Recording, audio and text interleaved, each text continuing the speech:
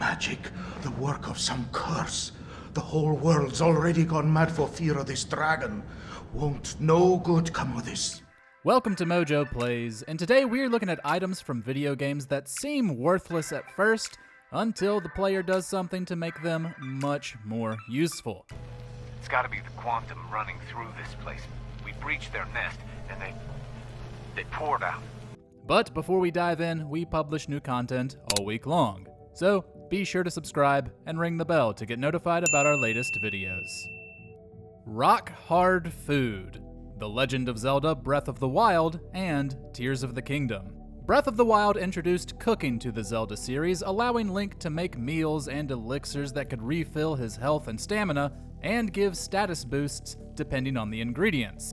However, if you happened to use wood or ore in a recipe for whatever reason, you'd end up with Rockhard Food, which only ever heals 1/4 of a heart and has no extra benefits.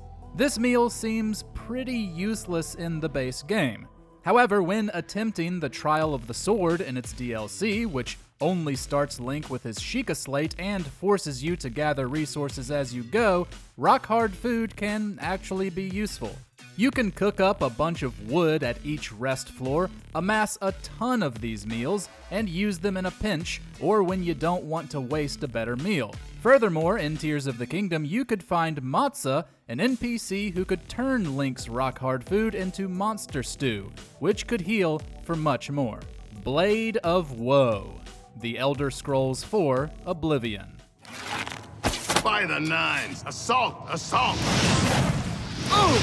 The first time you kill an innocent person in Oblivion, you'll be visited by Lucian, a member of the Dark Brotherhood. He'll issue a test for you to join them and give you a dagger called the Blade of Woe. This seems like a pretty weak weapon in comparison to what you'll probably already have, and you'll find no real reason to use it. Since it's a quest item, you can't get rid of it without killing Lucian. That is, if you don't want to join a morally gray assassin guild. However, after following this questline to its end, you'll eventually meet the Night Mother, who can improve this dagger by enchanting it. It then becomes far more powerful, and this is especially the case if you're putting points into an assassin build. Level up the necessary skills high enough, and the Blade of Woe is a force to be reckoned with. Junk, Parasite Eve. Well, with a name like that, of course, this seems pretty worthless. In the underrated horror RPG Parasite Eve, you can collect junk as you play. It's typically dropped by specific enemies, and on the first playthrough, players were probably confused as to why it was there. Well, if you collect enough of it and give it to Wayne, the NPC who mods your weapons, he'll somehow build it into one of several strongest guns in the game, which includes a high-power rifle and a rocket launcher. It takes 300 pieces of junk to get the option, which has led to some players in the know farming those specific enemies during their replays. This takes the phrase, "one man's trash is another man's treasure," to a whole new level. Hilt of Skofnung, God of War Ragnarök. The hilt of a sword. Brother, I know that sword hilt. Tread carefully. The case of this relic in God of War Ragnarök is pretty straightforward, though certainly not easy to accomplish. During the 9th story quest, following Kratos and Freya in Midgard, you'll come across a gravestone that gives you the Hilt of Skofnung. It's entirely unusable at this point, unless you count interacting with multiple other gravestones scattered throughout the realms as a use. This is how the game introduces Berserkers, a series of tough boss fights that essentially take the roles of Valkyries from the 2018 game. There are 9 fights to make it through, 12 Berserkers in total, before you can challenge their king, Hrolf Kraki. Only by defeating him, undeniably one of the game's most difficult tasks, will the hilt be useful. It can summon a group of spectral swords to rip through your enemies though, making it one of the strongest relics in the game. Broom, Assassin's Creed 2. To be fair, you don't actually have to do anything to make this item useful. It is already. It's just that most of us would never expect it to be. In several Assassin's Creed games, you can use regular items like fishing poles and rakes as improvised weapons. By far the silliest of these is the Broom, first seen in Assassin's Creed 2. You can knock over civilians who are sweeping, steal their broom, and use it to bash anyone over the head. The funny thing is, the Broom has the same damage output as a mace, so it can actually deal quite a bit of damage. You can even use it to cut an enemy's throat, which is clearly hilarious. To a trained assassin, anything can be a weapon, even a broom.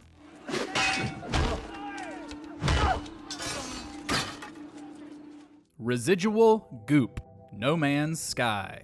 With its vast array of planets and biomes, there are a lot of resources to collect in No Man's Sky. Residual Goop is one of the most common and seemingly one of the most useless. However, through several steps using a refiner, it can lead to one of the most useful resources in the game. Residual goop can be refined into viscous fluids, which can be refined into a living slime, which can be refined once again into a runaway mold. All of these items are classified as junk in your inventory, but place 5 runaway molds into the refiner and you get a nanite cluster.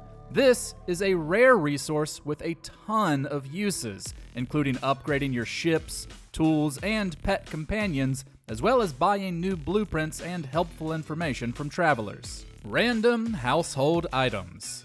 The Elder Scrolls V Skyrim. Let's go back to the world of the Elder Scrolls. Just like the other entries, you'll want to loot as often as you can in Skyrim. Some items will appear unworthy of picking up, even if they don't weigh much. However, at the Atronach Forge underneath the College of Winterhold, you can turn those worthless items into something far greater. Recipes will call for a few other resources, but brooms can become staffs, rolls of paper become scrolls, and ruined books become tomes, all of which can be used to summon elemental creatures to fight on your behalf. Even an empty wine bottle can become a conjurer's elixir, which increases the time of your conjuration spells.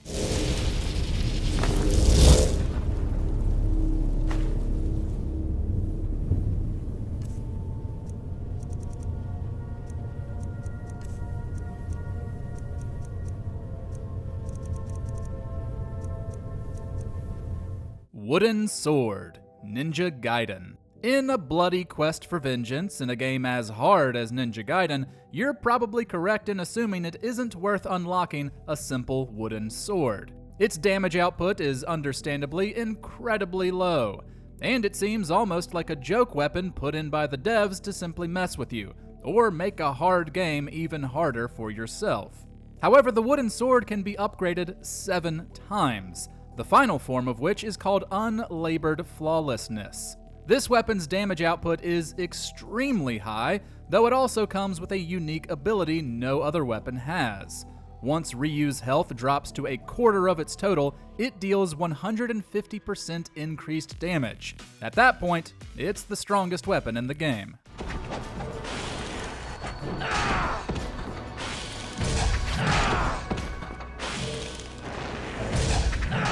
Rusted Weapons, Dragon's Dogma. One would expect things would only go up after getting rusted weapons, which is what you start with in Dragon's Dogma. Of course, who would want to keep using rusty garbage when there are so many more powerful weapons to earn on your adventure? Even if you get rid of these, you'd do well to pick up others you find while exploring, because they can be upgraded to a point of being quite deadly. If you enhance a rusted weapon to 2 stars, it can poison an enemy on a hit, which deals damage over time. Enhance it to 3 stars, and it can inflict torpor, a status effect that slows their movement and attack speed by half. Every further enhancement makes the chance of inflicting those nasty debilitations more likely. So you can make every combat encounter easier, then switch to more powerful weapons to take advantage. Paddle Ball, Fallout 4. Added in the Nuka World DLC, this toy is literally just that. You can try to use it in combat, but all you'll do is bounce a stringed ball in the enemy's face to deal a single point of damage. Obviously, not worth it. However, if you have the proper materials, you can modify it at a workbench for more power, even adding elemental damage like fire. But to get the most out of your paddle ball, you need to track down the Project Cobalt schematics. These unlock the recipe for weaponized Nuka-Cola ammo, as well as 3 new upgrades for your paddle ball that let it launch nuclear explosions into enemy forces. The size of the explosion varies between the 3 upgrades. Regardless, once a child's plaything, the paddle ball becomes a weapon of detrimental damage. Know of any other seemingly useless items that can help a player out? Share them with us in the comments.